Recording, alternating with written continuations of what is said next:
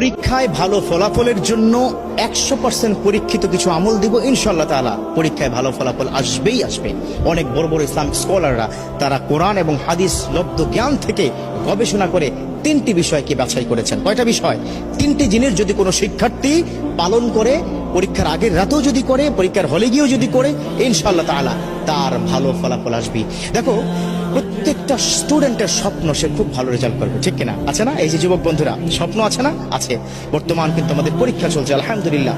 আমাদের কারো সন্তান, কারো ভাই বোন, আমাদের পরীক্ষা চলতেছে। বাচ্চাদেরকে আজকে গিয়েই এই ট্রিটমেন্টটা দিবেন। চাচা, আজকে গিয়েই আপনার সন্তানকে বলবেন যে তোমাকে এই 3টি বিষয় দিলাম, অথবা আমার ভিডিওটা তাকে দেখাবেন, পারলে একটু শেয়ার করে দিবেন। কারণ এই ভিডিও শেয়ারের মাধ্যমে যদি কোনো শিক্ষার্থী বন্ধু তারা যদি এই আমলটা করতে পারে, তাদের পরীক্ষা যখন ভালো ফলাফল হবে, ওই একটা ছোট্ট শেয়ারের কারণে আপনার আমল নামায় কিন্তু আল্লাহ পাক সওয়াব লিখতেই থাকবে। সুবহানাল্লাহ। কয়টা বিষয় বললাম? 3টা বিষয়। যুবকরা, কয়টা? 3টা বিষয়। 1 নম্বর হচ্ছে, যেদিন পরীক্ষা তার আগের দিন রাতে মেধাটাকে কি ঠান্ডা মাথায় রেখে পড়াশোনা করতে হবে। খুব একটা উচ্ছৃঙ্খল, এটা পড়া হয় নাই, ওটা পড়া হয় নাই, আফসোস করা যাবে না। কি করা যাবে না? আফসোস করা যাবে না। ঠান্ডা মাথায় বই নিয়ে পড়তে হবে সাজেশন অনুযায়ী, ঠিক আছে? তবে তাড়াহুড়া করা যাবে না, গভীর রাত পর্যন্ত জাগা যাবে না। 2 নম্বর হচ্ছে, আল্লাহর প্রতি সর্বোচ্চ তাওয়াক্কুল করতে হবে। বিশ্বনবী সাল্লাল্লাহু আলাইহি ওয়াসাল্লাম তিনি কিন্তু এই বিষয়টাকে খুব বেশি পরিমাণে গুরুত্ব দিয়েছেন। আর আল্লাহ পাক নিজেই তো বলে দিয়েছেন, ওমা ইয়াতাওয়াক্কাল আলাল্লাহ ফাহুয়া হাসবুহু, those the people are depend on almighty, আল্লাহ ইজ গুড এনাফ ফর হিম।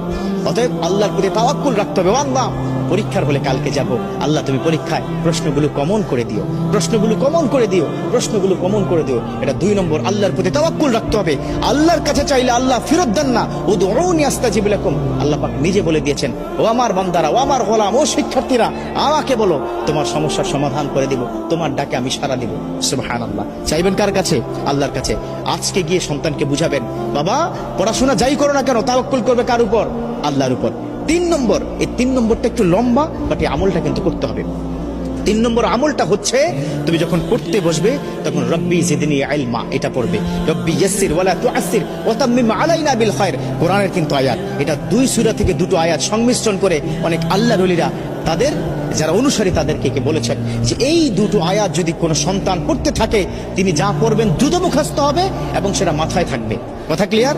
রব্বি জিদনি ইলমা, রব্বি ইয়াসসির ওয়ালা তুআসসির ওয়া তাম্মিম আলাইনা বিল খায়র, এটা পড়তে হবে পড়ার আগেই। এবং সকালবেলা ঘুম থেকে উঠে মেন্টালি ফ্রি থেকে একদম ফ্রেশ হয়ে উজু করে তারপরে যা কিছু প্রয়োজন পরীক্ষার হলে যাওয়ার জন্য সেগুলো হাতে নিয়ে বিসমিল্লাহি তাওয়াক্কালতু আলাল্লাহ বলে কিন্তু ঘর থেকে বের হতে হবে।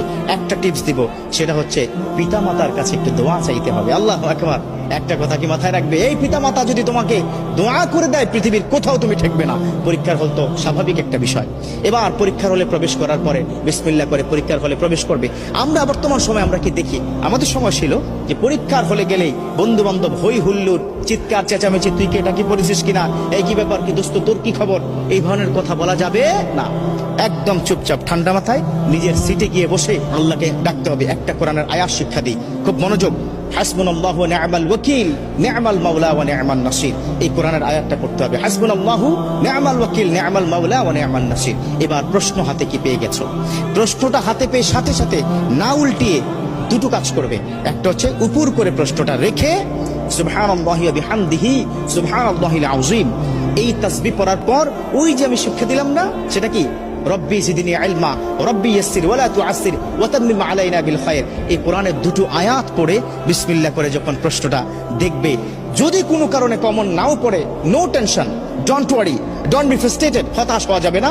কারণ যা পড়েছে কমন সেগুলো তো লিখবেই, যা পড়ে নাই ওই লিখতে লিখতে দেখবে আল্লাহ পাক জেহেনের মধ্যে ঢুকিয়ে দিবে। সুবহানাল্লাহ। মোটা দাগে 3টি কাজ। কয়টি কাজ দিলাম? 3টি কাজ দিলাম। যদি কোনো শিক্ষার্থী সঠিকভাবে এই 3টি আমল বা এই কাজগুলো সে প্র্যাকটিস করতে পারে, ইনশাআল্লাহ তাআলা পরীক্ষায় ভালো ফলাফল আসবেই আসবে। আল্লাহ পাক আমাদের শিক্ষার্থীদের এই বর্তমান চলমান পরীক্ষায় ভালো ফলাফল করে কেরিয়ার সুন্দর করে আল্লাহ সন্তুষ্টি অর্জন করার তৌফিক দান করুক। আমিন।